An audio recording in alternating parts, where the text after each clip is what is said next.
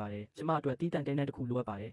်ဆေးပင်တွေအကြောင်းနားလေတဲ့လက်ထောက်သမားတော်တရားလည်းလိုပါတယ်ပြီးတော့စခန်းထဲမှာရှိတဲ့နှင်းအာတီမီရှာနှလုံးကွဲမြက်နဲ့အာကိုနိုင်တခါနဲ့အားလုံးကိုကျမစီယူလာပေးပါလို့သူမကအစိပ်ပြင်းတဲ့အပင်ပေါင်း10ခန်းလောက်ကိုတဲဆက်ပြောချလိုက်ပါတယ်တမားတော်တွေဟာတယောက်မျက်နှာတယောက်ကြည့်လိုက်ကြပြီးကြီးချံရုံဘက်ကိုလှည့်ကာအမိန့်ကိုစောင့်ဆိုင်နေကြပါတယ်အင်းရှိဆံမင်းသားရဲ့အမိန့်မရှိဘဲနဲ့တော့ဘယ်သူမှမလုပ်ရဲကြပါဘူးဒါဟာစစ်တီတော်တသိန်းရဲ့အသက်တွေနဲ့တပွဲလုံးရဲ့စစ်ရေးကံကြမ္မာကိုအမျိုးသမီးစစ်မြေပြင်တမားတော်တယောက်ရဲ့လက်ထဲထိုးအပ်လိုက်ရမယ့်အခြေအနေလေဘယ်သူမှဒါကိုလက်မခံနိုင်ကြပါဘူးတဲနန်းအတွင်းကမျက်လုံးပေါင်းများစွာဟာကြီးချံရွယ်စီကိုပဲစုပြုံရောက်ရှိနေပြီးတယောက်ချင်းစီရဲ့ရင်ခုန်တန်တွေကိုတောင်ပြန်ကြားနေရတယ်လို့ပါပဲသူမဆူဆူကတော့သူ့ကိုစိုက်ကြည့်နေမိတယ်သူတကယ်ပဲတက်မတော်၃ခုရဲ့အသက်ပေါင်းများစွာကိုသူမလက်ထဲထည့်ပေးမှလားဆိုတာသူဝေခွဲမရဖြစ်နေမှန်းသူမသိပါတယ်အချိန်တော်ကြာတိတ်ဆိတ်သွားပြီးတဲ့နောက်မှာတော့သူနောက်ဆုံးမှလှုပ်ရှားလာပါတယ်သူဘာတခုမှမပြောပါဘူးသူ့ရဲ့ခပ်ပတ်မှာချိတ်ထားတဲ့ရွှေတစိပ်ပြားလေးကိုဖြည်းဖြည်းချင်းဖြုတ်ယူလိုက်ပါတယ်ငကားရုပ်တွေထွင်းထူထားတဲ့ဧကရမင်းရဲ့တော်ဝင်ရွှေတစိပ်ပေါ့သူမရှိကိုသူလျှောက်လာပါတယ်မီးရောင်တွေကသူ့မျက်နှာပေါ်မှာကခုန်နေပြီးအေးဆက်လေးလံလာတဲ့အဲ့ဒီတစိပ်ပြားကိုသူမရဲ့လက်ဖွားထဲထည့်ပေးလိုက်ပါတယ်ငါရဲ့အမိန့်ကိုအခုချက်ချင်းအတီးပြုစေစစ်မြေပြင်ကဆုံးဖြတ်ချက်အားလုံးကိုစူးစူးထန်လွှဲအပ်လိုက်ပြီးဒီတက်မတော်ထဲမှာဘယ်သူမှသူမကိုမဖီဆန်စေနဲ့အမိန့်ကိုဖီဆန်တဲ့သူကိုနိုင်ငံတော်တစ္ဆာဖောက်မှုနဲ့အေးအေးယူစေသူမကြည့်ချင်ရွံကိုမကြည့်မိပါဘူးသူမလက်ထဲကတစိပ်ပြားကိုပဲငုံကြည့်နေမိတယ်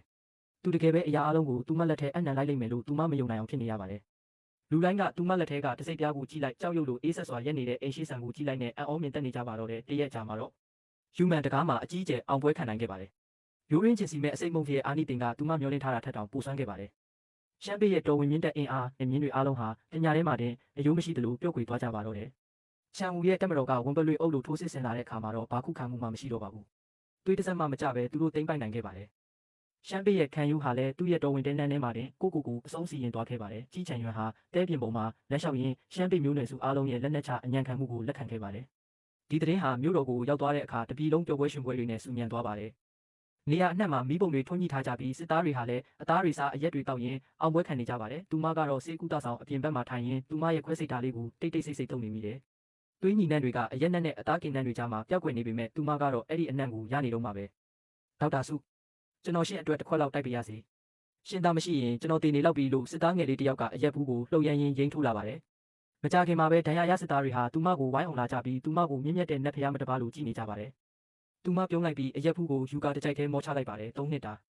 နေဆက်မှာရှေးလျားလာတဲ့စစ်ပွဲကြီးဟာရှမ်းပေဘရင်ရဲ့ခေါင်းကိုယူမန်တကားမှာချိတ်ဆွဲလိုက်တာနဲ့အတူအဆုံးသက်သွားခဲ့ပါပြီအားလုံးပြီးဆုံးသွားခဲ့ပါပြီဧကရမင်းကြီးဟာလည်းနာမကျန်းဖြစ်ပြီးကွယ်လွန်ခါနီးဖြစ်နေတာကြောင့်ကြီးချန်ရွံဟာတက်မတော်ကိုဥဆောင်ပြီးမြို့တော်ကိုအရင်ပြန်သွားခဲ့ပါတယ်သူဟာအောင်ပွဲလိုင်းကိုစီးပြီးထီးနှန်းကိုဆက်ခံလိုက်ပါတယ်သူမကတော့ဒဏ်ရာပြင်းထန်လို့မလှုပ်ရှားနိုင်သေးတဲ့စစ်သားတွေကိုကုသပေးဖို့အတွက်နေဆက်မှာပဲကြံရစ်ခဲ့ပါတယ်တလအကြာမှာတော့တော်ဝင်အမိန့်စာရောက်ရှိလာပါတယ်အဲ့ဒီအမိန့်စာကိုလာပို့တဲ့သူကတော့ရွှေလင်းဖုံးပါပဲသူဟာအရင်ကလိုအနက်ရောင်ဝေးရုံကိုဝတ်ထားပေမဲ့သူ့မျက်လုံးထဲကစစ်မြေပြင်ကရက်စက်မှုတွေကတော့ပျောက်ကွယ်သွားပြီးမြို့တော်ရဲ့တည်ငြိမ်မှုတွေအစားထိုးဝင်ရောက်နေပါတယ်သူကသူမကိုလက်အုပ်ချီအယိုအသေးပေးရင်းအဝါရောင်တော်ဝင်အမိန့်စာလိပ်ကိုကမ်းပေးပါတယ်ဒေါက်တာစုဧကရမင်းကြီးကမြို့တော်မှာရှင့်ကိုစောင့်နေပါတယ်မြို့တော်ကိုပြန်လဲချေချလိုက်ရတာဟာဘဝတစ်တစ်ခုကိုရောက်သွားတယ်လို့ပါပဲခမ်းနားတဲ့ကြိုးစိုးပွဲတွေမရှိဘူးဘယ်သူမှထွက်ပြီးမကြိုကြဘူးချန်ရောနန်းဆောင်ရဲ့ခမ်းနားလာတဲ့ရွှေနဂါပလင်ပေါ်မှာသူမတေမင်းလက်ထဲကနေနှစ်ကြိမ်တိုင်တိုင်ဆွဲထုတ်ပေးခဲ့တဲ့အမျိုးသားဟာထိုင်နေပါတယ်ကြီးချန်ရွံဟာအခုတော့ပကုံးပေါ်မှာငကားငါးလက်သေးပုံတွေထိုးထားတဲ့အနက်ရောင်တော်ဝင်ဝေးယုံကြီးကိုဆင်ញမ်းထားပြီးဧကရီတစ်ပါးရဲ့အငွေ့သက်တွေအပြည့်ရှိနေပါပြီသူဟာသွေးရိုင်ထဲမှာအသက်ငင်နေခဲ့တဲ့အားနည်းလုံးနဲ့အိမ်ရှိဆန်မဟုတ်တော့ပါဘူးသူဟာဒါကြီးအင်ပါယာရဲ့အရှင်သခင်ကောင်းကင်ဘုံရဲ့သားတော်ဖြစ်လာခဲ့ပါပြီသူ့ရဲ့အတန်ဟာနန်းဆောင်ကြီးအတွင်းမှာဟိမ့်ထွက်နေပြီးဧကရီရဲ့အာနာဆက်တွေစီးဆင်းနေပါတယ်သူမဒူးထောက်လိုက်ပါတယ်ဒီလက်အောက်ငယ်သားကအရှင်မင်းကြီးကိုဂါရဝပြုပါတယ်သူကသူမကိုတခိုင်းချင်းမရှိတာကြောင့်သူကအထက်မှာမြင်မားစွာရှိနေပြီးသူမကတော့မြေပြင်ပေါ်မှာဥညွတ်နေရပါတယ်တိတ်ဆိတ်မှုတွေအတော်ကြာပြီးတဲ့နောက်မှာတော့သူဟာပလင်ပေါ်ကနေတလန်းချင်းဆင်းလာပြီးသူမရှိမှရက်တန့်လိုက်ပါတယ်ငကားရုပ်ထိုးထားတဲ့အနက်ရောင်ဖက်နှက်တစုံကသူမရဲ့အမြင်အာရုံနဲ့ရောက်လာပါတယ်မောကြည့်စမ်းသူမမောကြည့်လိုက်တဲ့အခါသူ့ရဲ့မျက်လုံးတွေကိုတက်တက်ဆိုင်ကြည့်မိပါတယ်သူကသူ့ရဲ့ဝေးယုံလက်ထဲကနေဖိနှိမ့်ငှက်ရုပ်ထွင်းထူထားတဲ့ရွှေတစိမ့်တုံးတစ်ခုကိုထုတ်လိုက်ပါတယ်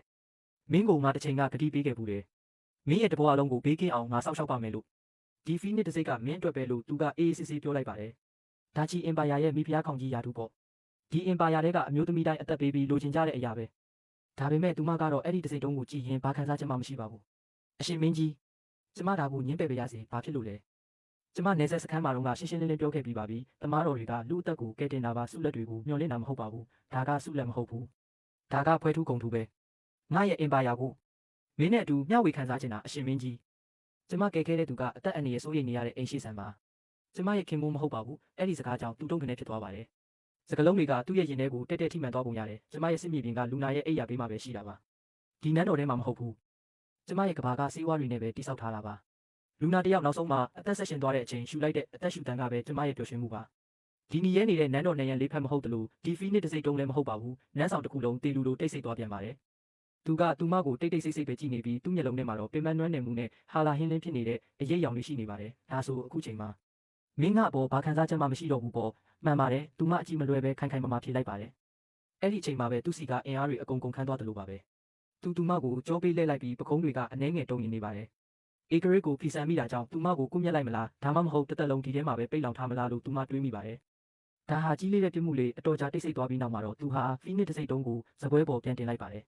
ပြီးတော့တခြားတစ်ဖက်ကပစင်းရုပ်ထွင်းထားတဲ့ကြောက်စိမ့်ဖြူတစ်စိတ်တုံးလေးတစ်ခုကိုယူလိုက်ပါတယ်သူမစီလျှောက်လာပြီးသူမရဲ့လက်ထဲကိုအသားရထည့်ပေးလိုက်ပါတယ်ကြောက်စိမ့်ကအေးဆက်ပြီးချုံးမွေးနေပါတယ်သူမငုံကြည့်လိုက်တဲ့အခါစာလုံး9လုံးထွင်းထားတာကိုတွေ့ရပါတယ်ဒါချီအင်ပါယာရဲ့တမားတော်ချုပ်တဲ့သူမမင်သက်သွားပါတယ်မင်းလိုချင်တဲ့ကောင်းကင်ကြီးကိုငါမပေးနိုင်သေးပေမဲ့မင်းစတင်နိုင်မဲ့နေရာတစ်ခုကိုတော့ငါပေးနိုင်ပါတယ်ဒီနေ့ကစပြီးမင်းဟာတော်ဝင်စေးပညာဌာနရဲ့အကြီးအကဲတတိယအဆင့်ရှိတဲ့အရာရှိတစ်ယောက်ပဲနန်းတွင်စီမင်းစည်းကမ်းတွေကမင်းကိုမချုပ်ကင်စေရဘူးနန်းတော်တဲကိုမင်းစိတ်ကြိုက်ဝင်ထွက်သွားလာနိုင်တယ်အင်ပါယာတစ်ခုလုံးကစေဝါတွေကိုမင်းအမိတ်နဲ့အသုံးပြုခွင့်ရှိတယ်လို့မျိုးသမီးစည်းကမ်းတွေကိုလည်းတီထောင်ခွင့်ပေးမယ်စေချက်အသစ်တွေကိုလည်းရေးသားပြုစုခွင့်ပေးမယ်စုစုဒီနေ့ကစပြီးမင်းကယ်ချင်တဲ့သူကိုတွားခဲ့ပါမင်းတွားချင်တဲ့နေရာကိုတွားပါမင်းရဲ့လမ်းကိုမင်းလျှောက်ပါတွားပြီးတော့ကဘာကြီးကိုကဲတင်လိုက်ပါသူမအဲ့ဒီကြောက်စိမ့်တစ်စိတ်တုံးလေးကိုစုပ်ကင်ထားရင်လက်ဖျားတွေတုံရင်နေမိတယ်သူဒါကိုပေးလိုက်မယ်လို့သူမတခါမှမတွေးခဲ့ဘူးဒါဟာတန်ချီချင်းတွေမဟုတ်ပါဘူးပြန်တန်းဖို့အတွက်အတောင်ပံအားတွေပါသူမအသက်ကိုခက်ပြင်းပြင်းရှူပြီးသူ့ကိုအကြည့်မျိုးဆုံးနဲ့အလေးနဲ့ဆုံးဥညွတ်လိုက်ပါတယ်ဒီတစ်ချိန်မှာတော့ကျုံကသခင်ကိုဥညွတ်တာမဟုတ်ပဲလွတ်မြောက်ခွင့်ပေးတဲ့သူကိုတမားတော်တယောက်ကကျေးဇူးတင်စွာနဲ့ဥညွတ်လိုက်တာပါကျမလက်ခံပါတယ်အရှင်မင်းကြီးကျေးဇူးတင်ပါတယ်ချန်ရွန်နန်းဆောင်ကနေထွက်လာတဲ့အခါနေရောင်ကြီးကတောက်ပလို့နေပါတယ်